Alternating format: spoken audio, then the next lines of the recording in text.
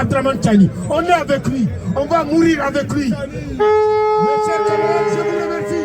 Merci. A yau ne al'ummar kasashen IAS da ke zaune a kasashe Union European ma'ana a kasashen Turawa a Belgique suka fito nuna goyon bayansu ga gwamnatin ƙasar Nijar dangane da ƙudurin ƙungiyar nan ta Union European na cewa sai an saki tsohon shugaban ƙasar Nijar Mohamed Bazoum.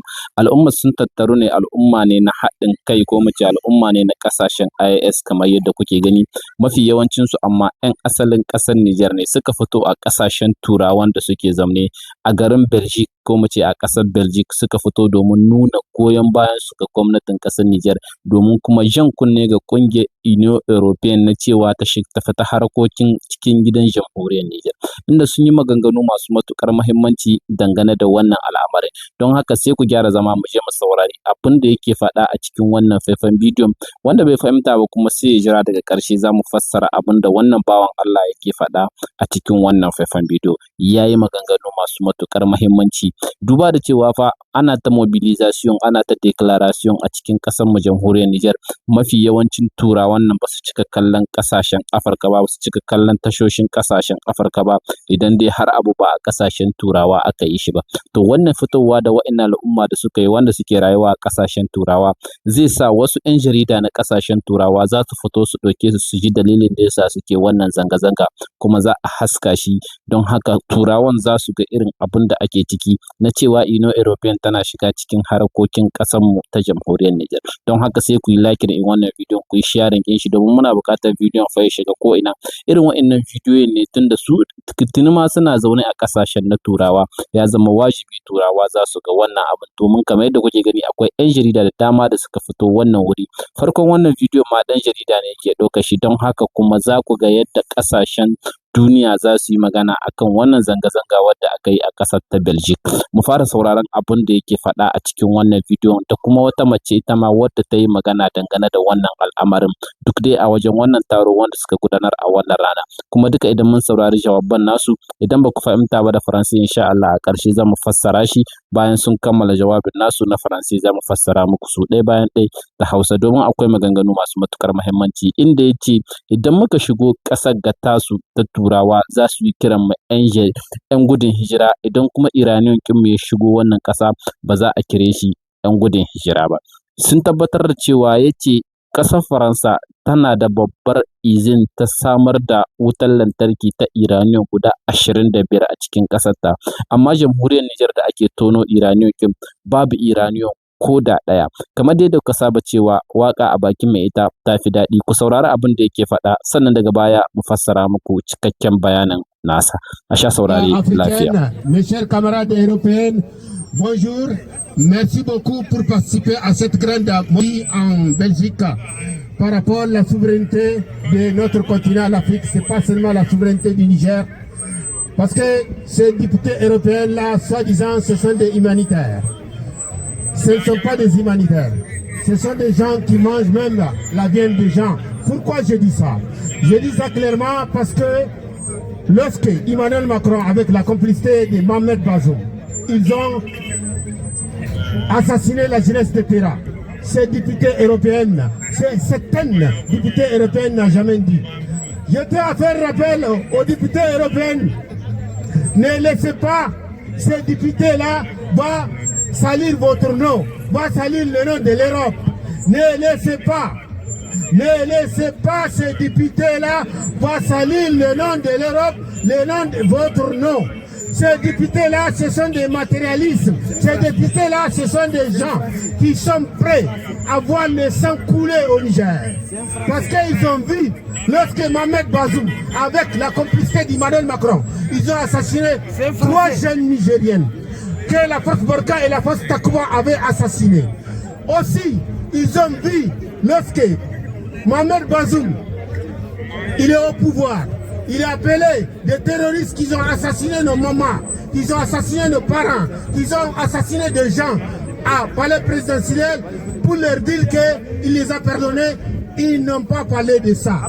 Lorsque la France kidnappe notre uranium, lorsque la France kidnappe notre uranium, 55 ans de vol d'uranium, Ils n'ont jamais parlé de vol de notre uranium. Parce que quoi? Parce qu'ils n'ont pas besoin de la paix, ils n'ont pas besoin de la cohésion sociale, ils n'ont pas besoin de rien. Ils ont besoin seulement qu'on puisse continuer à crever de faim. Lorsque notre uranium venait ici, en France, la France a 25 centrales nucléaires. Nous, on n'a même pas un. Avec notre uranium.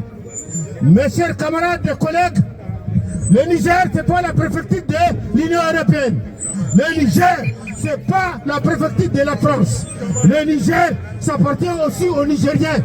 Nous aussi, on a le droit de vivre dans notre pays. Quand on vient ici, vous nous appelez immigrés. Quand notre uranium vient ici, il n'est pas immigré. Mes chers camarades africains, notre détermination est claire. Aujourd'hui, notre uranium, ça nous appartient. Depuis qu'on n'a pas né, il n'y a jamais eu un dirigeant qui a dit notre uranium, ça nous appartient, c'est la première fois. Mohamed Tanja a essayé, on n'a pas laissé accomplir son objectif. Aujourd'hui, la seule personne, l'équipe qui a essayé ça, qui est en train de faire ça, aujourd'hui c'est Abdraman Tchani. On est avec lui, on va mourir avec lui. Mes chers camarades, je vous remercie. Merci.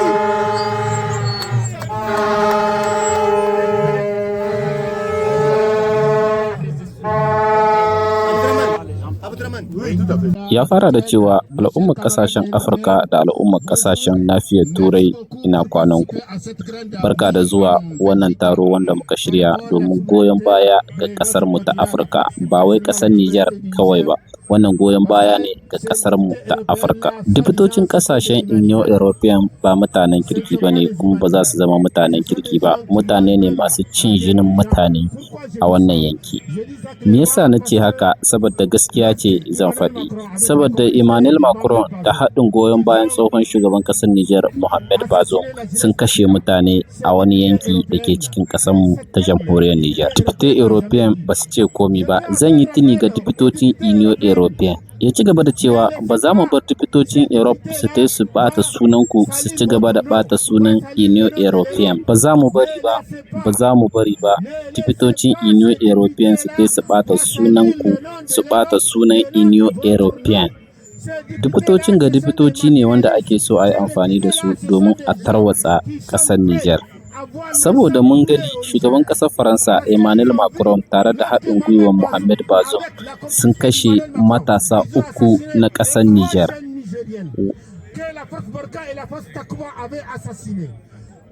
Ya ci gaba da cewa mun ga lokacin da Mohamed Bazoum ya kira 'yan ta'addan da suka kashe uwayenmu, suka kashe ƙannenmu, suka kashe 'yan uwanmu a fadar shugaban ƙasa, ya ce ya yafe musu ayyukan da suka yi.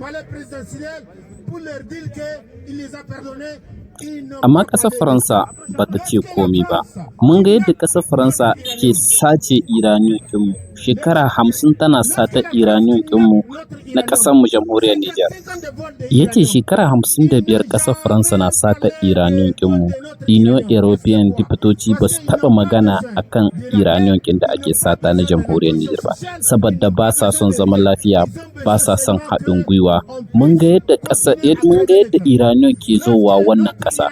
Mun ga yadda ƙasar Faransa take da izini guda 25 wanda suke samar da wutar lantarki a cikin ƙasar Faransa. Amma mu a jamhuriyar Nijar da muke da uranium ba mu da izini ko guda take samar da wutar lantarki. Ya ci gaba da cewa 'yan uwa da abokan arziki, ƙasar Nijar ba ƙaramar hukuma ba ce ta Union European. Ya ce mu nan muna da damar rayuwa a ƙasar mu, amma in mun zo nan suna kiran mu immigration, ma'ana 'yan gudun hijira. Amma in uranium ɗin mu ya zo nan ba sa kiran shi ɗan gudun hijira. Me yasa? Ci gaba da cewa al'ummar ƙasashen Afirka wannan gaskiya guda ce. Satar da ƙasashen Turawa suke mana ta isa haka, ta isa haka. Ya ce Mohamed Tanja ya yi ƙoƙarinsa ya gwada kare uranium ɗinmu na jamhuriyar Nijar, amma Turawan nan ba sa son shi. A yanzu haka Abdraman Tchani ne kawai yake koyi da Mohamed Tanja domin ganin kare uranium ɗinmu na jamhuriyar Nijar. Don haka muna tare da Abdraman Tchani, za mu mutu tare da Abdraman Tchani, kuma za mu mutu akan Abdraman Tchani. Na gode. Chers compatriotes, nous sommes aujourd'hui devant le Parlement européen pour dénoncer dénoncer l'ingérence du Parlement européen dans les affaires internes du Niger. Dénoncer le Parlement européen pour leurs 2 poids, 2 mesures. Le Niger n'est pas une sous-préfecture de l'Europe. Le Niger ne fait pas partie de l'Europe, ni l'AES d'ailleurs. Qu'est-ce que le Parlement européen a voté une résolution contre le Niger? De quel droit ils se permettent? Nous, peuple de l'AES, nous disons stop, ça suffit. Ça suffit et maintenant ça suffit. Le Niger, l'AES ne font pas partie de l'Europe. Ils n'ont qu'à s'occuper des affaires de l'Europe. L'Europe a des problèmes suffisants aujourd'hui pour aller se mettre leur bouche dans les affaires internes des pays de l'AES. Cela ne relève que des peuples de l'AES qui sont les seuls souverains à décider ce qui doit être fait dans leur pays. Dire que de libérer Bazoum, un sanguinaire, un criminel de guerre que le peuple nigérien a attrapé. Qu'est-ce que vous avez à dire? Parce que c'est leur pote? Parce que c'est votre pote? Parce que c'est votre allié, comme vous dites, pour le vol et le pillage de l'uranium du Niger? Alors nous disons aujourd'hui, haut et fort, qu'ils comprennent que l'Afrique, les peuples de l'Afrique sont levés et disent stop. Maintenant, notre souveraineté, c'est à nous seuls de décider. Ils n'ont rien à dire dedans. Donc, aujourd'hui, nous sommes là devant le Parlement européen pour dénoncer ça et leur faire comprendre que seul le peuple de l'AES est souverain et juge des actes que leurs dirigeants posent. Et Bazoum est nigérien et il sera jugé au Niger.